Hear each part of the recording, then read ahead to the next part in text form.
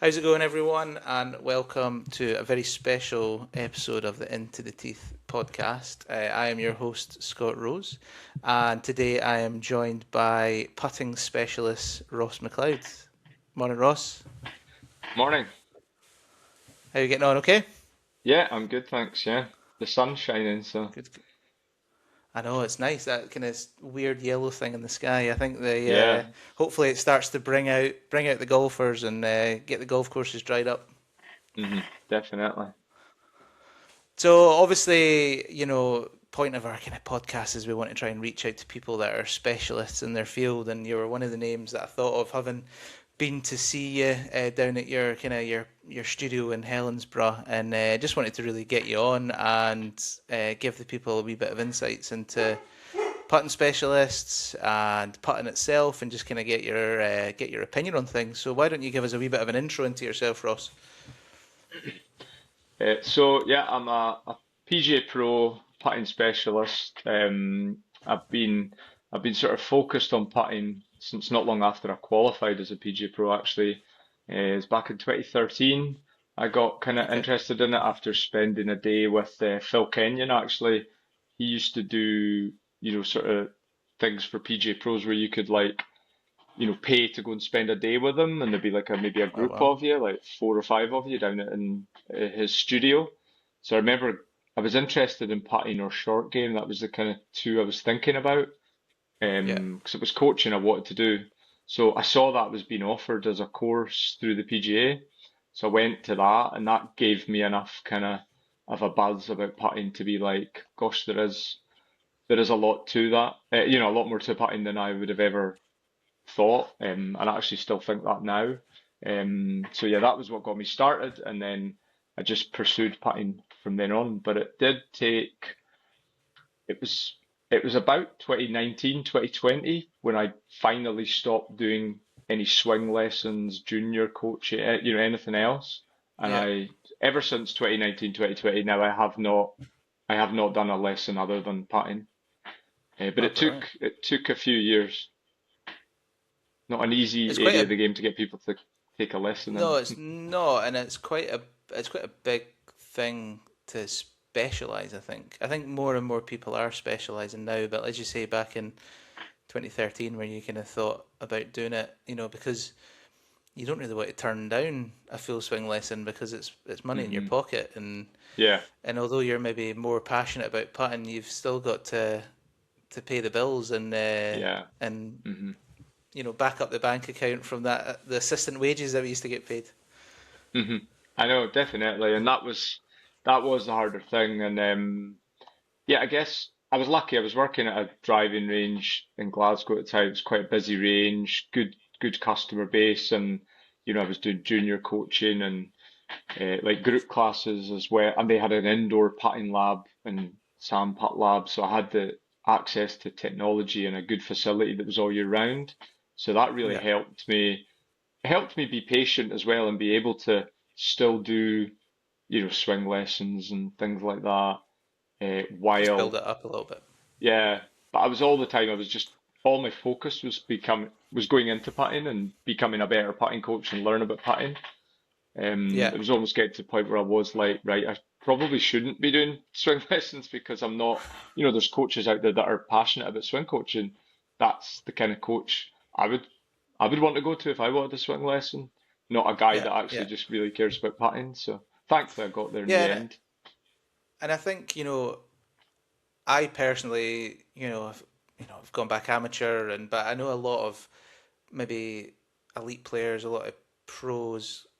Well, if they go for a putting lesson, they go to a putting specialist. And I'm not saying, and I don't think you're saying that a PGA pro that coaches everything can't give a good putting lesson.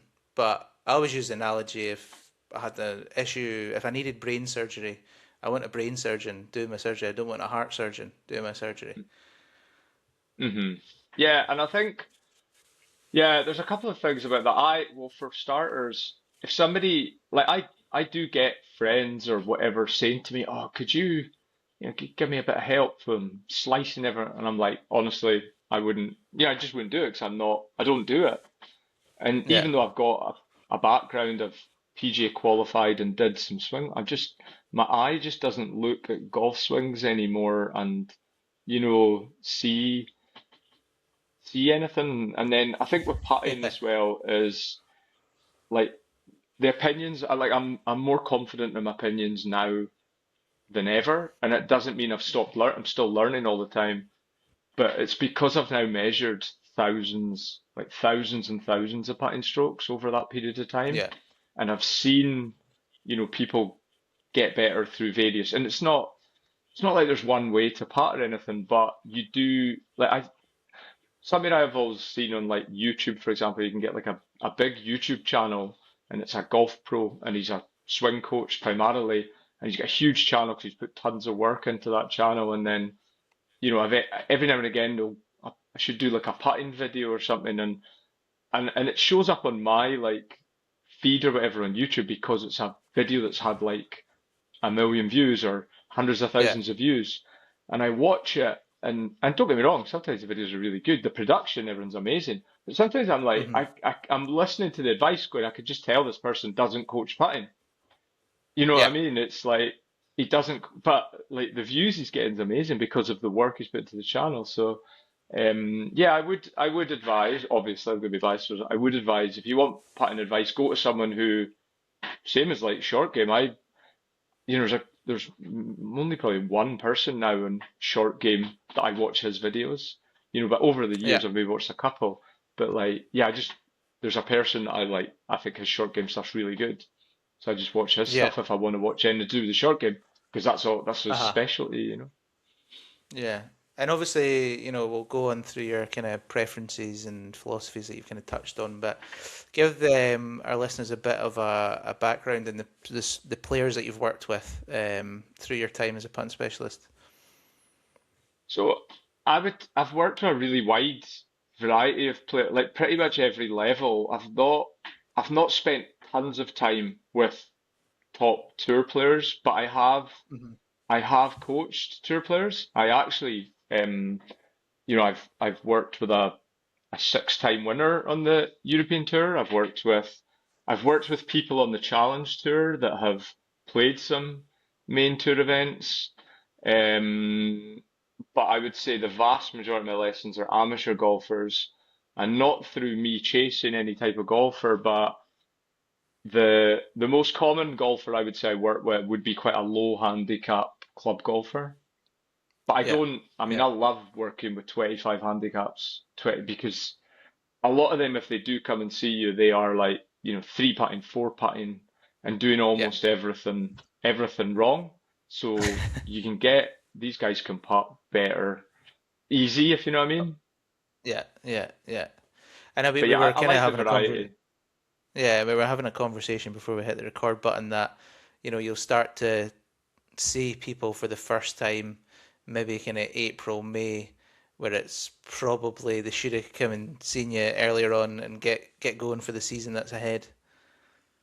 hmm Yeah, I think I've got some golfers that have been, working in the winter, whether it's online or in person, and Hmm. some of them came even October, September, October. They're like, right, I want to be in better shape for next season, and they understand, right, it's going to take a bit of time, and I've got all winter.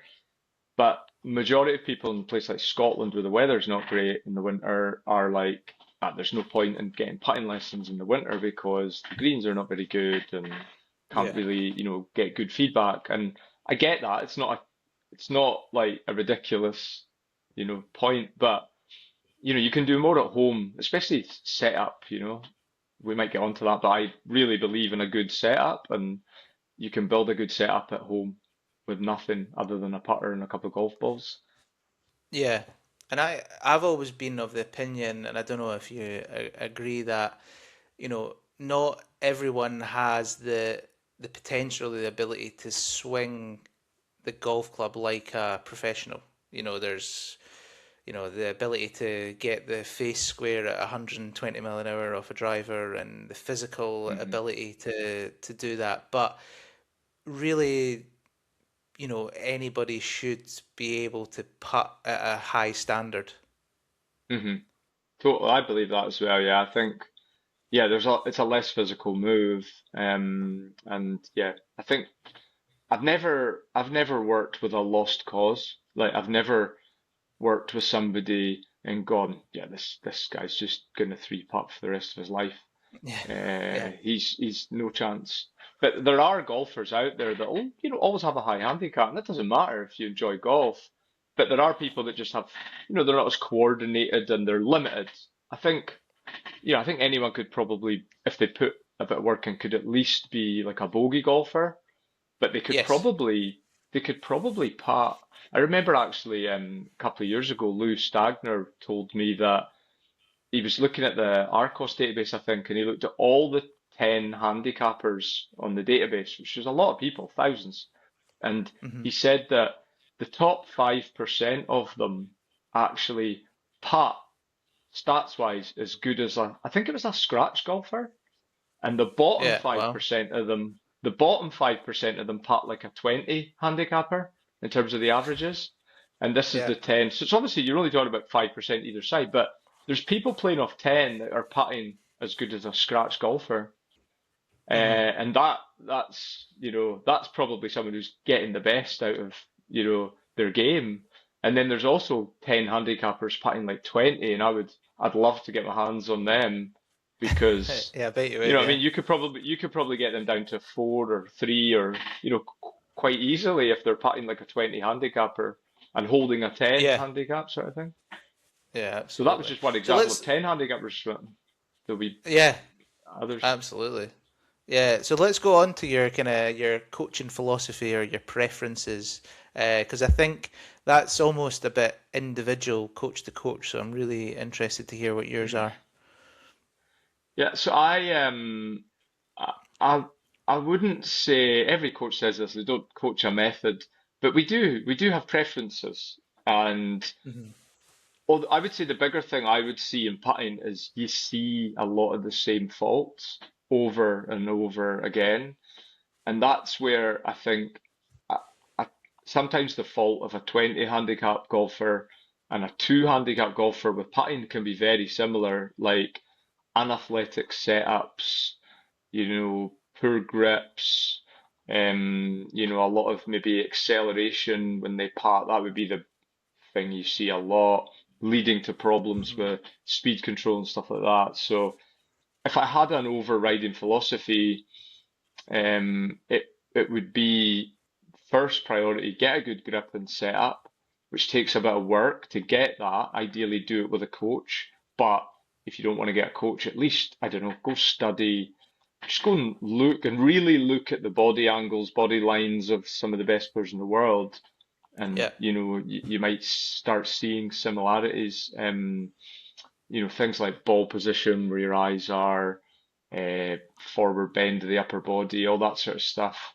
And it isn't the same for everybody, but you won't see really bad setups like on the tour now.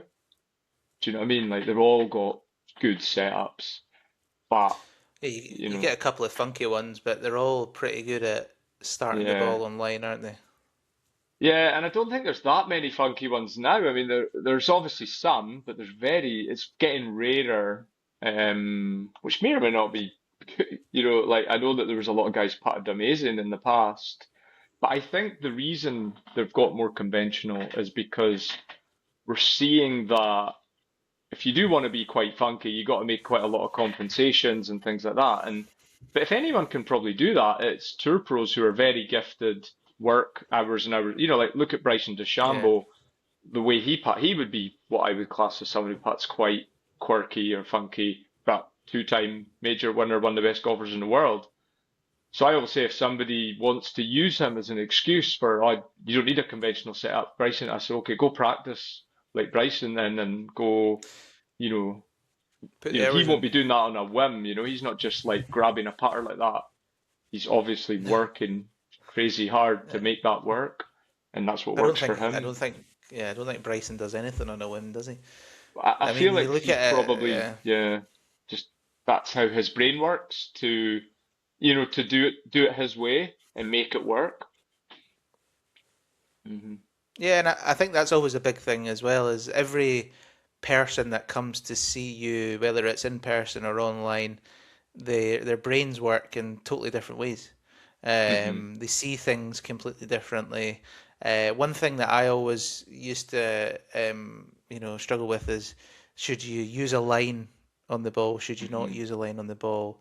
And I mean, obviously, I'm keen to get your opinion on it, but I always thought it's down to personal preference and how they see that line and everything like that.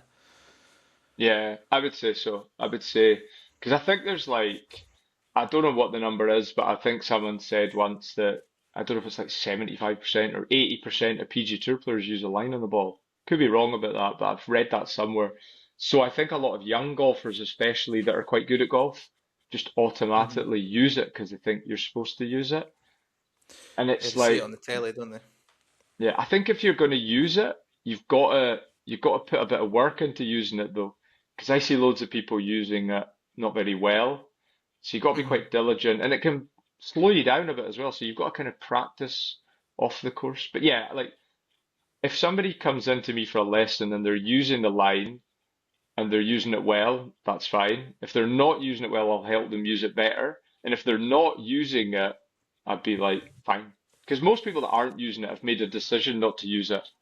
So Yeah. sometimes when you've got a relationship with somebody further down the line and you've done a few lessons or whatever, then it might be like, "Do you know, I think because we're still struggling, with this, maybe you would benefit from using a line." But yeah, Hmm. it's definitely not for everybody. And don't use it unless you're prepared to go and do a bit of practice to make sure you're using it properly. And that's always, I think, I mean, it goes without saying, but it's sexier, shall we call it, to go to the driving range and hit driver. But I would say that in general, you go to to any golf club, there's not very many people spending an awful lot of time on the putting green, working on those hmm things, and it shows probably in Uh, their putting. yeah, I mean, I've worked at golf clubs before and spent like a full day on a putting green doing lessons one after the other. Sometimes even like 8 hours, 9 hours, 10 hours on a putting green. And out the corner of my eye, I've seen, I've even done it on like a Saturday at a golf club that was quite busy. And I'm just taking Yeah, like one little section of the putting green. And out the corner of my eye, I've maybe seen 100 plus people on the putting green that day because it's like a busy day in a meadow and they go. And I've, I've, rarely seen anyone do anything that I would be like, that's that's good. That's what I'd be doing if I was warming up to go play. I'm talking about yeah, average amateur golfers, even some of them low handicaps. Whereas if you go, I don't know, go to a tour event and just look at a putting green there, it looks so different. You'll see training aids, you'll see like you sometimes even see I've been to tour events and I've seen people take little notepads out of their tour bag and write things down and do you know what I mean while they're warming up to go play and that's just their warm up. So if they're yeah, using training aids and notepads in their warm up, they're certainly going to be doing stuff like that in their practice. Uh, yeah, but yeah, most amateurs are just three. They either skip the putting green part altogether or three balls down and just roll them about quite aimlessly. yeah. But I think as So, well, well, that's sorry. I was going to say that's quite a good yeah. sub kind of to kind of roll into that. What would be because I think training aids is such a massive not debate, but some you see some wacky ones. You see some some there's a guy at the golf club that has every single training aid under the sun. Mhm. What would be some of your favourite and most effective training aids when it comes to putting? Do you think? So my favourites are a putting mirror. That would probably be my main one I would use. And you can, I, what I was going to say was like a lot of amateur golfers, maybe the mid to higher handicappers especially, are a bit like, I don't want to go on a putting green with all these training aids. And then everyone's looking at me, and then we go out in the course and I three putt the first, and everyone's like, "Oh, look at the guy with all the training aids and his three." I get. It's a shame that as a society we're like that, but I kind of get that. I actually think that's a Scottish slash British thing because I work 100%. with a lot of Americans, online coaching, obviously, and they don't have that same hang up about, I would say they're even further the other way. I think Americans buy stuff more than we do. So it feels like when I work with a British golfer or Scottish golfer, I'm like, do you own any training aids? And they'll be like, I've got a mirror somewhere in my cupboard, or no, I don't have anything. And then you say to an American, oh, what trainers you got so I can help you use them better when we're coaching you? And he'll be like, and he'll send me a list of like 20 things. So they've got them on. But yeah, I always say though, it's a shame, but you can use mirrors and things like that at home if to check your setup. So yeah, putting mirror would be my favorite one. I use, like an arcing mat, like a path, Hmm. they get called path trainers or arcing mats. I really like them because, the ball's just sitting on a mat. The putter's not being forced into any sort of position or held against something. So you've still got full control of the putter, and it just gives you like a bit of guidance basically for aim, the plane of the putter, the path of the putter, the face rotation of the putter, and then you can usually use gates for start line with them as well. And then the other one I use a lot is like the Dave Pelt's tutor. Hmm. Um, Hmm. I've really started using that more the last probably year or so. I just think it's such a good little all-rounder because you can use it to really help your aim and your start line, obviously, because it's got the wee balls for start line. And sometimes gates can be a bit footery. You have to, if you hit the gates, you got to it's easy to just put them back on the wee tutor. But you can really use Hmm. that for your green reading as well. You can set it up to aim at wherever you've read a green on the practice screen. So you can really use it for your read, your line, and obviously you'll get speed feedback whenever you putt with it as well, because you can see if you're short or long. So you're pretty much able to cover, all the skills of putting with that one. Yeah. So, I mean, I've nothing against string lines, chalk lines, but I just never really used them as much, but they are good as well. Yeah. So you touched on a little bit about, the guy who pitches up for the Saturday medal. He chucks down three balls and has a little putt. So for a warm up versus a practice session, what do you think, people can be doing on a Saturday before the medal just to give them a little bit of an inkling going into their round of golf? I think if it's a warm up, if it's a fairly kind of brief warm up, you've only got 5 minutes or something like that. I think a feel for the speed of the greens is good. Hmm. And I always like the feeling of holing a couple of short putts. So, I would maybe, if you've literally just got 5 minutes, I would maybe avoid, I don't think it's terrible, but like, say if you put three balls down and you see a hole that's 30 feet away, you'll have a putt to it. You might come up short or go long, or you might even hit a good putt. You're then going to putt the other two, aren't you? So if you hit a good putt, you're going to putt the other one. Or if you hit it long or short, you'll modify, but it's quite different to what's going to happen on the course. So you might be Hmm. better to just take the one ball, have a go at a 30 footer, and yeah, whatever happens, happens, because that's what's going to be the case on the golf course. And once you've hit a couple of them, like to different targets and different distances, you might be like, gosh, I'm short a couple of times, so just need to, greens are maybe a wee bit slower than you think, or maybe they're fast and you're scared of them, or, so try and get a feel for the pace of the greens. And then I would always quite like to finish by just rolling in a couple of short putts, inside 5 feet even, to just get that feeling of, the ball going in the hole. But if you're Yeah. going to do a longer warm up and you're maybe a more serious player, I do like getting like a mirror out, Hmm. let's just say you're an eyes over the ball putter or something like that, and your ball position should be, just forward to center or something, just checking that, and you could put a couple of Checkpoints. Yeah. gates. Yeah, just calibrate, check you're in place. A lot of pros do that. You see mirrors out before they go play a lot, but their warm ups are obviously longer and they're not, Quite extensive. Yeah. But I think at the very least, a feel for the pace of the greens would be most important, and I like holing a couple of putts.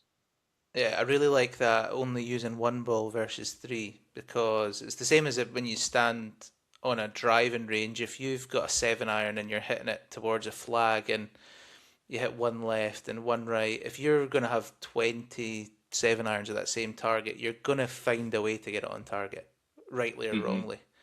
And Yeah. as you say, we don't have that ability on the golf course. Hmm. So yeah, I'm a massive advocate of, similar to what you're saying, is one ball instead of three, a bit more Hmm. realistic to the environment you're about to go into. Yeah, I think especially as Um, you're about to play, yeah. yeah, yeah. So touched on it a little bit, but what importance and how important do you think the mental side, the psychology, sorry, of putting is, and what impact it has on people's performance? Yeah, I think it's huge. It's obviously not my area of expertise. So I would, but what I would, I mean, because I'm a golf coach, a putting coach primarily, I kind of believe that if your fundamentals are good for putting, and you don't need a Hmm. perfect putting stroke. You definitely do not need a perfect putting stroke, but you need Yeah, a solid putting stroke with a solid setup. Then it's about working on the skills of putting. But I think you've got a much better chance of having a good mental game if your fundamentals are good. So I would always kind of fall back to that as a coach. I think if somebody's got, you know, it's quite extreme where they don't read greens well, they aim it really bad and hit a big massive pull every time they putt or a big massive push, and they play with a lot of, over acceleration, or their putting stroke's just inconsistent. Some days it's faster, slower, and things like that. Like, I don't really see how reading a ton of books by Bob Rotella or something is just going to make you like a really good putter. I think those books are great. I'm not bad mouthing them. I've read Bob yeah. Rotella's books, they're brilliant, but I do think you also just, as long as you're solid fundamentally, Hmm. and that's a tricky one for people because I think maybe some people think, I think I am solid fundamentally because people get surprised all the time in putting lessons.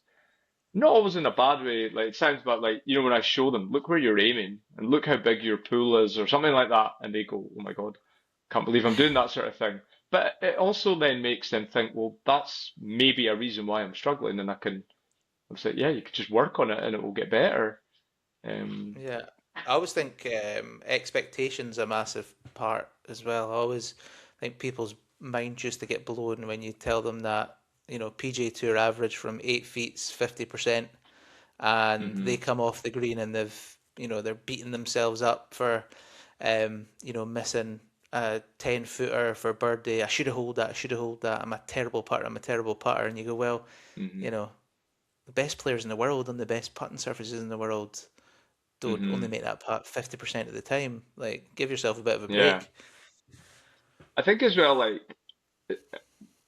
it, you, it's hard to be good at golf, whatever level you play at. It's hard to hit really good shot after shot after shot. We hit loads of bad shots, isn't it? It's been called a game of misses and stuff like that. So if you Absolutely, hit yeah. like a really good drive in the middle of the fairway and then a beautiful 7 iron or 8 iron or even a wedge to 8 feet, 10 feet, you feel like you've done the hard part to get the birdie. So then when you miss the putt, you're like, that's where people come off the course. Oh, I left so many shots out there today. And it's like, Yeah. reality is they just missed a few 50-50 putts and things like that that are 50-50 for, as you said, the best players in the world. But people are Yeah. always like, oh, I've left so many shots out there. And it's not, you could have gone really low if your putter was also hot. But yeah, there's nothing to say it should be hot. It's a part of the game. Like people don't drive it bad and say, "Oh, I left so many shots out there." In the same way, they will sometimes say it, but it's always if we miss putts is when we feel like we deserve this a better score. Yeah. Whereas if Yeah. people hit bad iron shots and bad drives, they feel like, oh, well, no wonder I didn't score very well.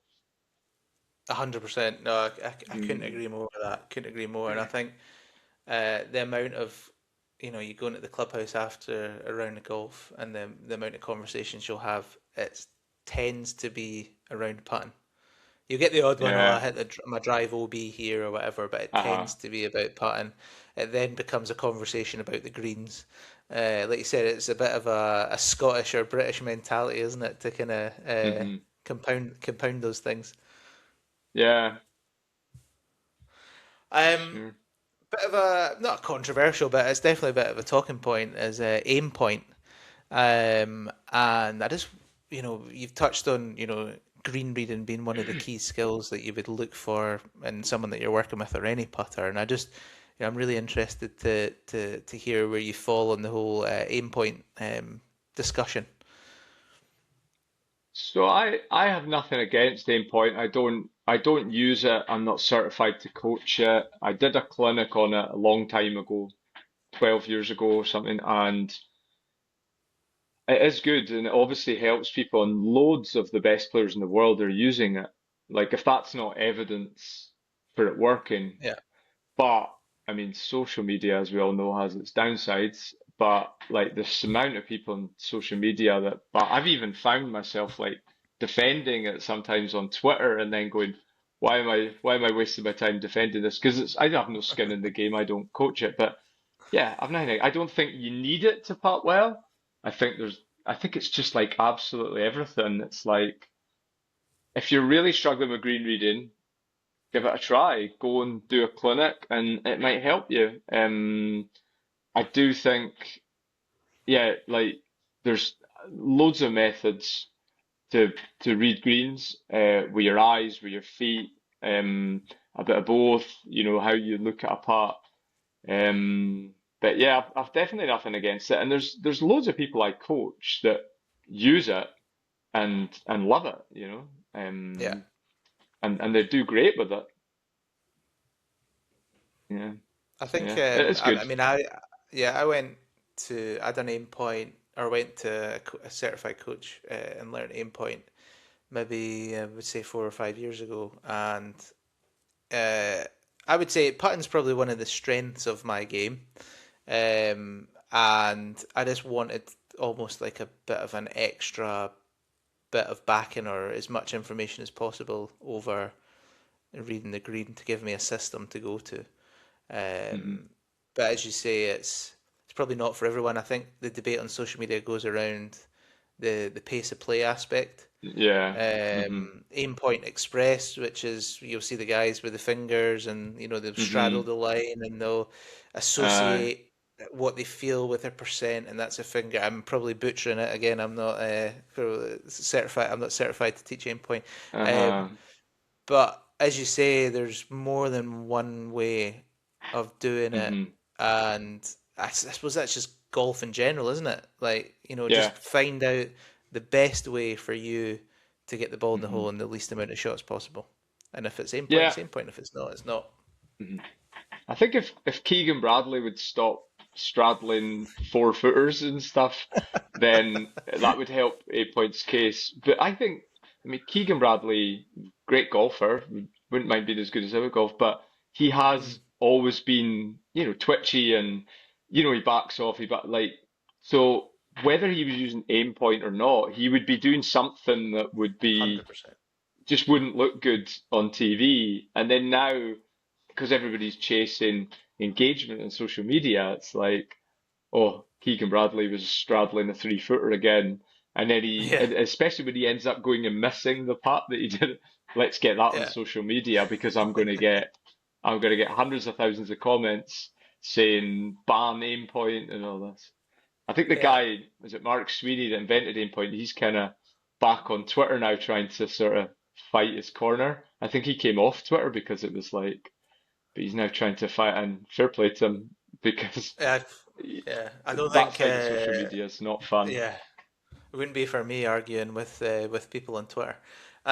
Obviously, I don't want you to give away all your secrets because you want people to come and see you for lessons both online. But how would you teach green reading? Is it walking to the low point of the putt? Is it behind the hole? Yeah, I'm interested how you would teach green reading. So I'll just I always try and listen to like great golfers of past and present. If anyone like a Brad Faxon, Tiger Woods is talking about putting, I'm like, I want to hear what they got to say.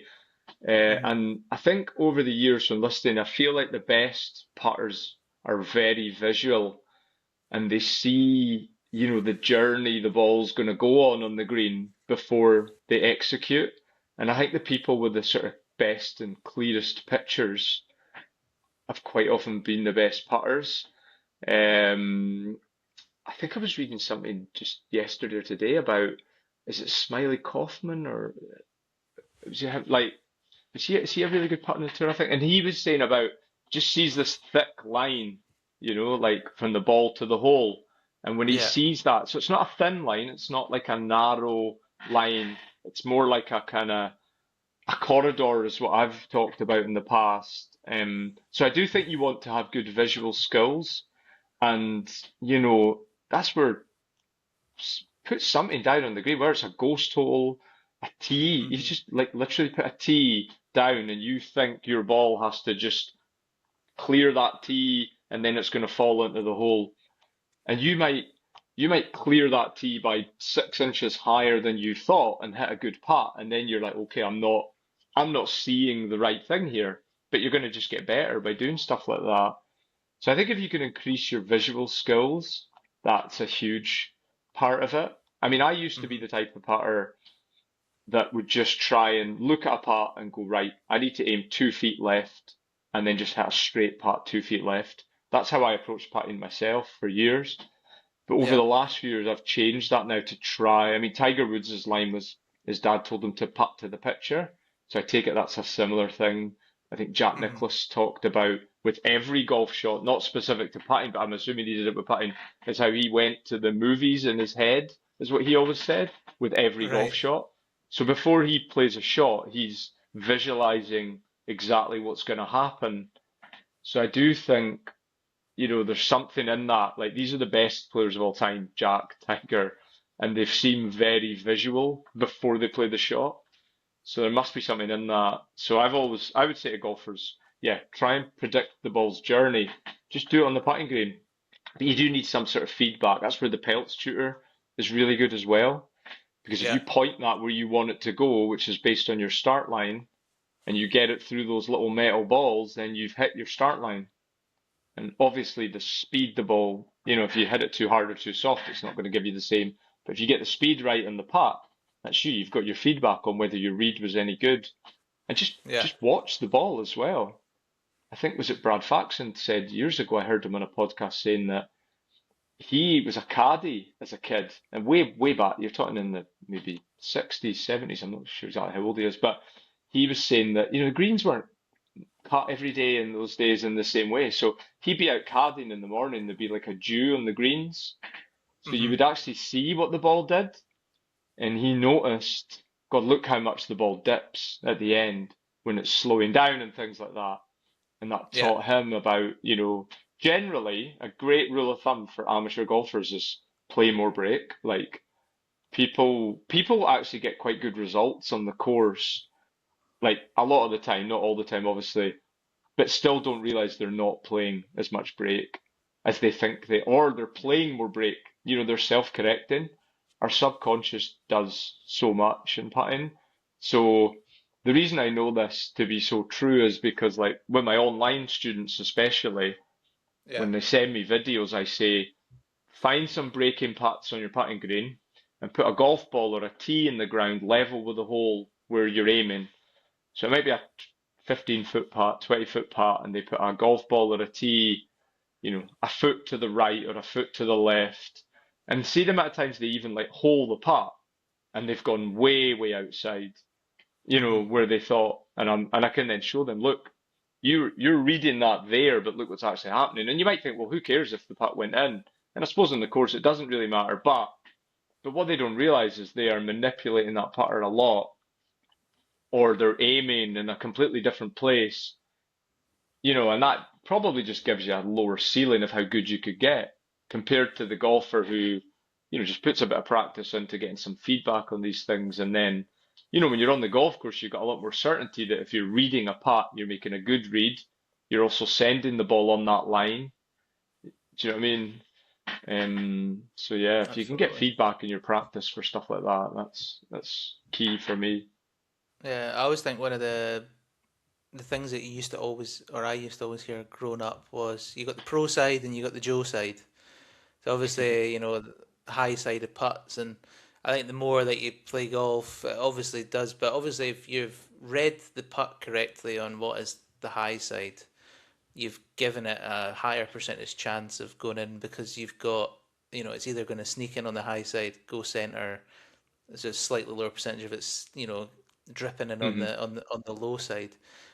Yeah. But yeah, I always think that it's one of those things that you get told when you're a junior that you just go, ah, yeah, Hmm. funny rhyme, thanks for that. But the more that you look into it, actually, Hmm. statistically makes a lot of sense, doesn't it? Yeah. And if you more people come up short than they hit putts too hard, but if you do hit a putt too hard and you're low, that's dangerous. But if you hit it a wee Hmm. bit too high and too hard, do you know what I mean?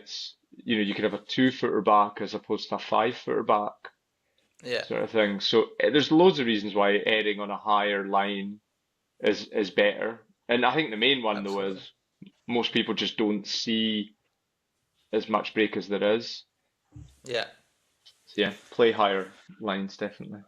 There you go. So not only do you coach putting, but you also fit putters, and I always thought this is such a underappreciated part of the custom fitting journey.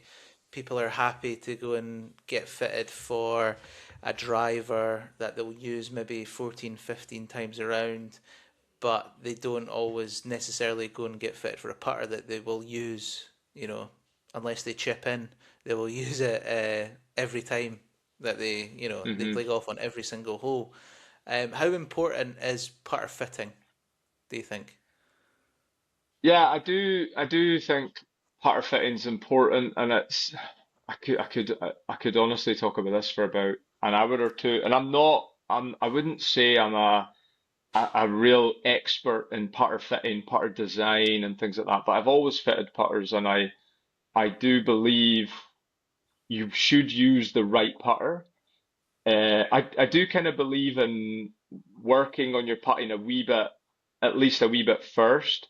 I actually Hmm. sell less putters than I could because people come in struggling and they might actually book in, oh, I think I need a new putter. And I'm like, well, I can show them, look what's happening here, here, here. The putter itself you have might not be the best putter for you, but there's far bigger fish to fry to reduce the amount of putts you're taking. So the best putter fittings I've ever done with people would be when they've taken at least one lesson first Hmm. and then come back, say, a month later. But sometimes I've even not rushed it with, do 2 or 3 lessons over a period of time and then so the other problem you've got with putter fitting is it's way behind driver fitting, iron fitting, and the manufacturers, the big brands, have really got it good in a way because golfers are not demanding putter fittings. They're just going into shops and buying putters, and then Yeah, six yeah, months later, a year later, they go in and repeat the process. And the amount of people I teach, some of them come out their car with 4 putters under their arm, for a lesson. Some of them say they've got 10, 12 putters in their garage. So, if you were a manufacturer that's obviously driven by profit, the best way to make money is people doing that, isn't it? Just keep buying putters 100%. over and over again, and also buying putters that are just in shops ready to be sold. So Yes, I would yeah, rather definitely. everybody that could get a putter fitting went to an experienced fitter. Their putter was built to the exact spec they need. And we don't even do length properly.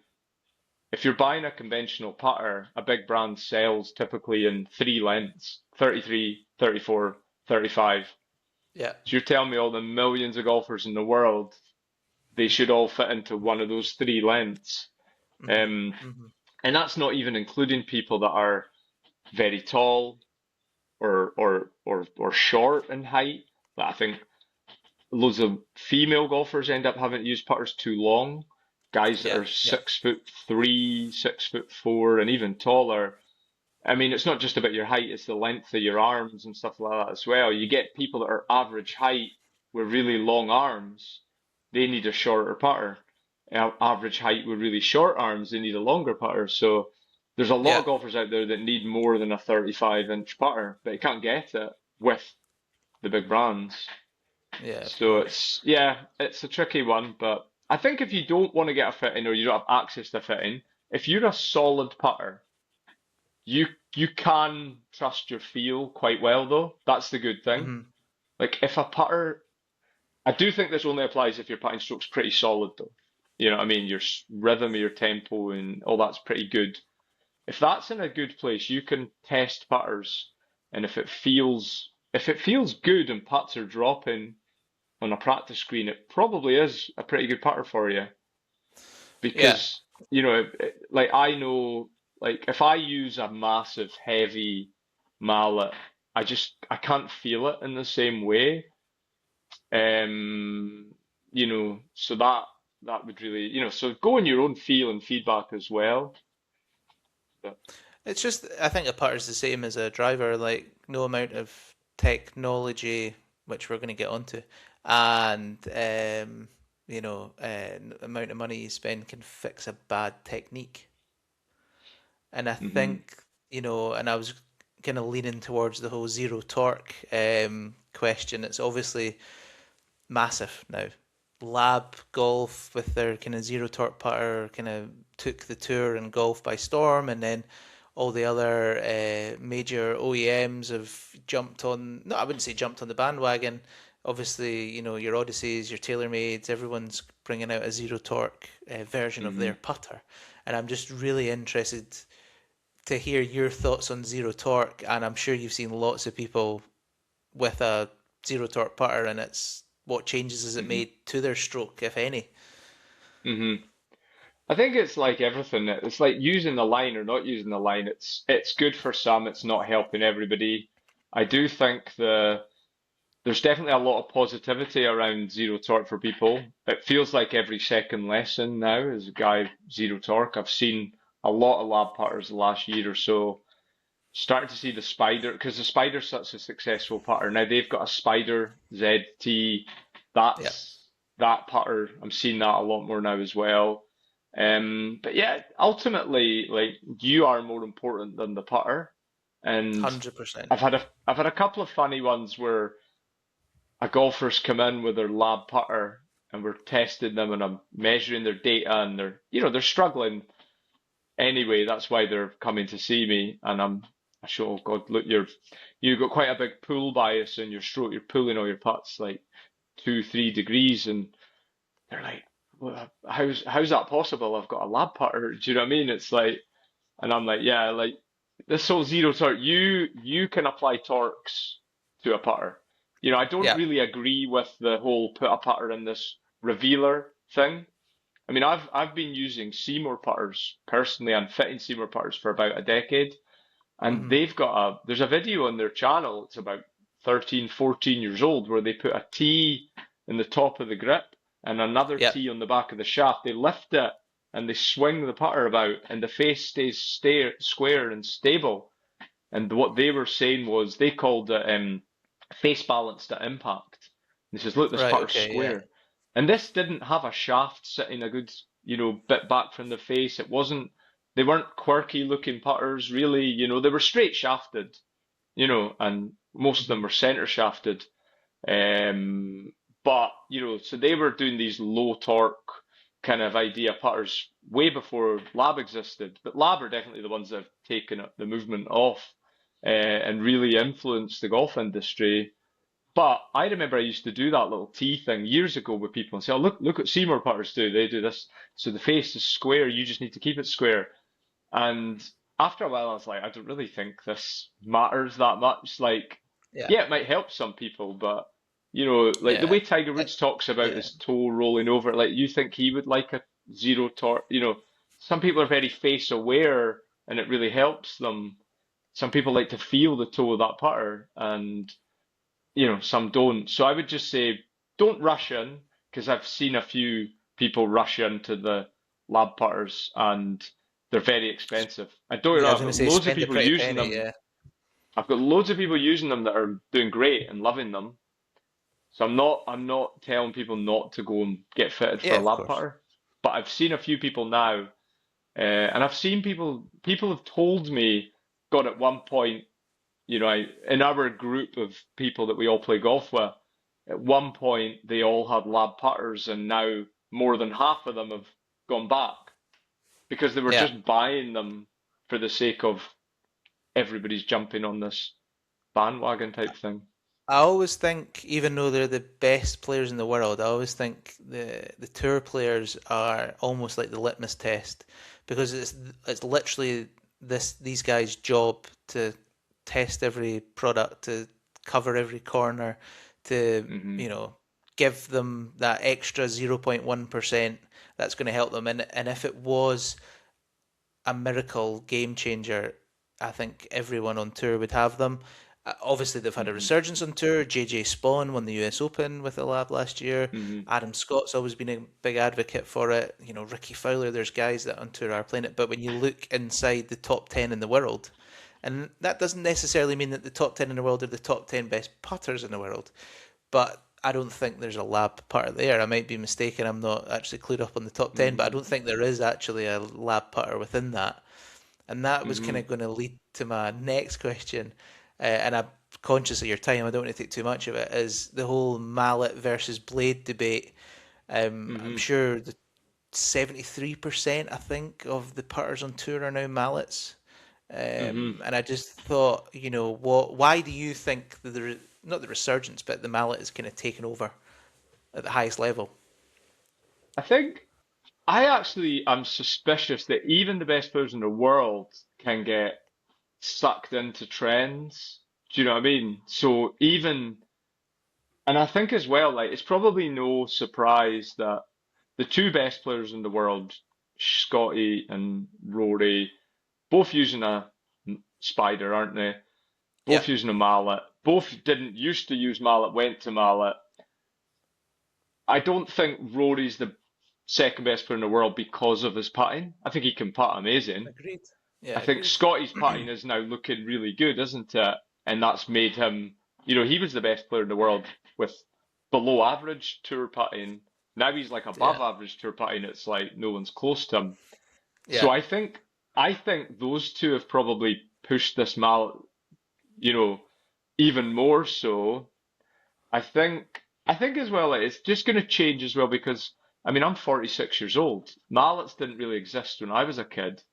So my generation and certainly people older than me grew up using blades, whereas now it's changing a wee bit. So, but Yeah. yeah, it's a tricky one. It is really tricky. I don't think it's easy to find the right putter for a golfer. I think it takes time, and it's complicated. It's because there's trade-offs as well. Like there's people out there that will be really good at, say, short putts with a mallet, but their distance control's not as good. Yeah. They're actually better with distance control with a blade, or vice versa. There's sometimes a trade-off. I think as well, like, I mean, there was some guys on Twitter last week, old school golfers, older than me, arguing that a ping answer is not a blade. Stop calling it a blade. And they were saying things like that is not a blade. A blade's an 8802, the Like a old. bullseye almost. Yeah, bullseye 80 to the old school. That's a blade. An answer is not a blade. And I'm like, well, I just said, I think in this day and age, so people know what you're talking about, I think it's okay to call an answer a blade. Do you know what I mean? And then a Absolutely. spider is a mallet. But you've got mid mallets, you've got center shaft putters, you've got heel shafted putters, you've got offset, no offset, plumber's neck, full offset, you've got there's so many nuances within a putter. I don't love just you've got face balanced, you've got mid toe hang, you've got a lot of toe hang. Now you've got the zero torque. They're like toe up putters. I just don't think mallet versus blade as an argument is a great one to really even have. Okay. Um, I think as well, like wingback putters, like the Odyssey number seven, to my knowledge, was the first one, and now all the brands pretty much have a wingback. They're, they're their own category as well. I think, a lot of people would call them a mallet. I don't think they like. I would always say I'm a blade putter, but I can use a wingback because I can still feel the face really quite well in a wingback Yeah. because the COG is not that far back as far back from the face as it is in, say, a big mallet. Uh-huh. But it's a debate right now. I think there's a chance, could be wrong, in about 2, 3, 4 years, the blade usage on the tour will go back up again. I mean, I think. it's all trends, isn't it? It's very cyclical. Yeah, It's and I think we're in trends. a real It's mallet trend right now that's obviously you've got the zero torque. So there's a lot of people going, should I be using the zero torque? Like they've got a blade putter, they're not putting great. They're thinking, should I be using zero torque? Well, I'll tell you what, I'll find the middle. I'll use a mallet. So the yeah, zero torque movement is probably helping the mallet movement as well. To the point, yeah, I, I'm not fitting many blade putters nowadays. You know, people just aren't looking at blades anymore. yeah, They don't want them because they think, well, if pros aren't using them, I shouldn't. But I was watching the Players' Championship the weekend there, and Ludwig Aberg, I yeah. know I'm saying Blade. his name wrong Yeah, there. Blade, Matt Fitzpatrick, who very nearly won as well, like Blade. So, all it takes is, one of them to maybe win the Masters, and it might get people, it's all if back. Tiger Woods was able to tee it up again and play a wee bit and get his blade out, Cam Smith, if he was to compete in a major again with a blade, it could start switching back again. Because you're going to get people that you know, maybe were blade putters, went to the mallet and felt quite good, but then they might hit their kind of ceiling with the mallet and it's still not great and then go back to the mallet blade. You never know. Yeah, But yeah, I would just say if a blade feels good for you and you like putting with it, putt with it. Don't think, oh, I'm a five handicapper and all the pros are using mallets now, so I better ditch my blade. yeah, There's 100%. there's definitely people out there that are doing just fine with blades. Yeah. Perfect. Listen, I don't want to take up any more of your time, Ross. You've been really generous with it. But before we go, where can people find you online, in person? We'll put links and everything in the description. So I mean, I've been to see you myself. I would encourage everyone to go see Ross to help them putt better.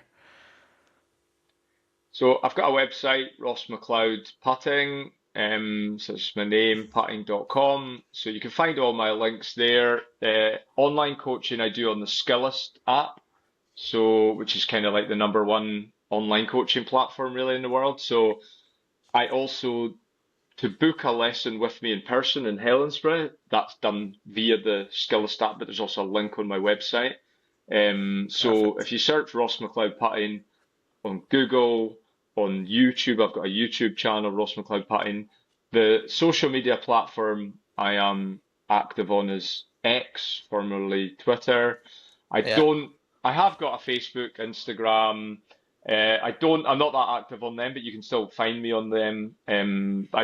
It's, it's very difficult to be really busy on all social media platforms Yeah, of when course. primarily I am a coach. I want to be spending most of my time coaching and learning how to be a better Hmm. coach.